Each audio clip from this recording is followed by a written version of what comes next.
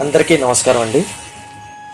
సనాతన ధర్మంలోని గురు సాంప్రదాయంలో గురు పాదాలు అత్యంత ప్రాముఖ్యమైనవి. అయోధ్యను త్రేతాయుగంలో శ్రీరామచంద్రుని పాదుకులు 14 సంవత్సరాలు పరిపాలించాయి. ఈ విషయం అందరికీ తెలుసు. అయితే ఇప్పుడు కలియుగం నడుస్తుంది. కలియుగం అంటేనే గురువైభవం. శ్రీ సాయిబాబా వారు గురుపాదుకా పూజను ప్రోత్సహించారు. వచ్చుకి కొన్ని ఉదాహరణలు చూద్దాం. ఒకసారి ఒక ఫోటోగ్రాఫరు బాబావారి అనుమతి లేకుండా బాబావారి ఫోటోను తీశాడు. తీరా చూస్తే ఆ ఫోటోలో పడింది వారి పాదాలు మాత్రమే. అప్పుడు బాబాను అడిగితే కావాల్సింది పాదాలే కదా అని అన్నారు. తన బిడ్డను పోగొట్టుకున్న సపత్నేకర్ బాబావారిని దర్శించుకోవాలని షిరిడి వచ్చాడు. బాబా అతనితో తన పాదాలను చూపుతూ, నా ఈ పాదాలు చాలా సనాతనమైనవి, పరమ పవిత్రమైనవి, వీటిపై పూర్తి విశ్వాసం ఉంచు, నీ కోరిక నెరవేరుతుంది అని అన్నారు. వీటిని బట్టి బాబావారు సనాతన ధర్మంలో గురు పాదుకుల విలువ ఏంటో, సద్గురువుగా తన పాదాల శక్తి ఏమిటో చెప్పారు. ఇక వారి లీలలు చూద్దాం.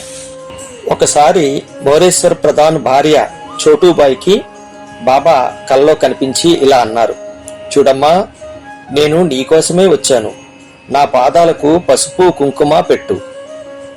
అప్పుడు నానాసాహెబ్ సలహా మేరకు ప్రధాన్ వెండి పాదుకులు చేయించి దంపతులు ఇద్దరు వాటిని తీసుకుని షిరిడి వెళ్లారు. వీరు ద్వారకామాయికి వెళ్లేసరికి బాబా కాళ్లు ముడుచుకుని కూర్చుని ఉన్నారు. బాబా చోటూబాయిని చూస్తూనే వారేమీ చెప్పక మునిపే తన 2 కాళ్లు బారచాపి వెండి పాదుకులను తమ పాదాలపై పెట్టి పూజించుకోమని చెప్పారు. చోటూబాయి పూజ చేసుకున్నాక బాబా ఆ పాదుకులను తమ చేతుల్లోకి తీసుకుని తానే స్వయంగా ఆమెకిస్తూ నానాసాహెబ్తో, చూసావా నానా, ఈ తల్లి నా 2 పాదాలను కోసి తీసుకుపోతోంది అని అన్నారు. ఆ విధంగా తన పాదాలకు పాదుకులకు తేడా లేదని బాబా చెప్పారు. ఈ పాదుకులను నేటికి వారి వంశస్థులు భక్తితో కొలుస్తున్నారు. ఇలాగే 1913లో ఆత్మారాం హరిబావ్ చౌవల్ అనే భక్తుడు ప్రత్యేకంగా ఆర్డర్ ఇచ్చి చేయించిన పాదుకులను తీసుకుని సాయిబాబా వారి దర్శనానికి వెళ్ళాడు.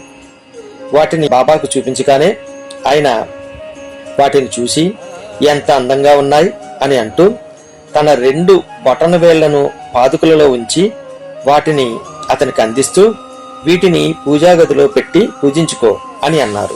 పాండురంగ బెంద్రే అనే ఒక భక్తుడు వెండి పాదుకులను చేయించి షిరిడి తీసుకుని వెళ్ళాడు. సాయిబాబా అతని నుండి వాటిని తీసుకుని స్వయంగా వాటిని తాకి ఒక కొబ్బరికాయను ఆ పాదుకులను బేంద్రేకి ఇచ్చి పూజించుకోమని చెప్పారు. అదేవిధంగా బాబావారు కాకా సాహెబ్ దీక్షిత్కు, తార్కట్కు కూడా వెండి పాదుకులు బహిష్కరించారు. ఇక బాబా స్వయంగా ధరించిన పాదుకులు లేదా పాదరక్షలు భక్తులకు ఇచ్చిన సందర్భాలు కూడా ఉన్నాయి. అవేంటో చూద్దాం. ఒకసారి బాబా మహిల్సాపతి ఇంటికి వచ్చారు. తిరిగి వెళ్లేటప్పుడు బాబా తన పాదరక్షలను అతని ఇంటి బయట వదిలి వెళ్లిపోయారు.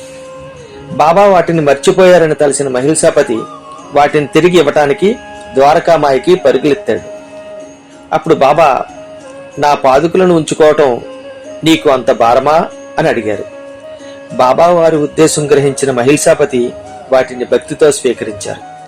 అప్పటి నుండి బాబా వారి పాదుకులు అతని కుటుంబం వద్ద భద్రపరచబడ్డాయి. 1915లో పూణేకు చెందిన ఒక భక్తుడు బాబాకు పాదుకులు సమర్పించాడు. ఆ రోజు బాబా ఆ పాదుకులను ధరించి లెండేబాగ్కు వెళ్లారు. తిరిగి వచ్చిన తర్వాత ఆయన ఆ పాదుకులను తీసి వాటిని చోటూబయ్యకి ఇచ్చారు. ఈ చోటూబయ్య అసలు పేరు కృష్ణాజీ నారాయణ్ ఫారూల్కర్. వీరు హార్దా నివాసి. ఈ పాదుకులను ఇప్పటికీ మధ్యప్రదేశ్లోని హార్దాలో ఫారూల్కర్ కుటుంబం సంరక్షిస్తోంది. ఈ విధంగా సాయిబాబా వారు సనాతన ధర్మంలోని గురుపాదుకా సాంప్రదాయాన్ని కొనసాగించారు. మరి ఆయన ముస్లిం అయితే ఆయన ఈ సాంప్రదాయాన్ని ఎలా ప్రకటిస్తారు? భక్తుల్ని అనుసరించమని ఎందుకు ప్రోత్సహిస్తారు?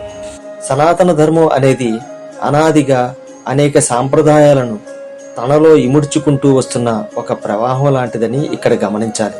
శ్రీ సాయిబాబా వారు అసలైన ఆ సనాతన ధర్మాన్ని నిలబెడుతూ వచ్చారే కానీ దానికి ఎటువంటి విఘాతం కలిగించలేదు. ఓ సనాతన హిందూ బంధువులారా, కాస్త ఆలోచించండి. జై సాయిరామ్, జై భారత్.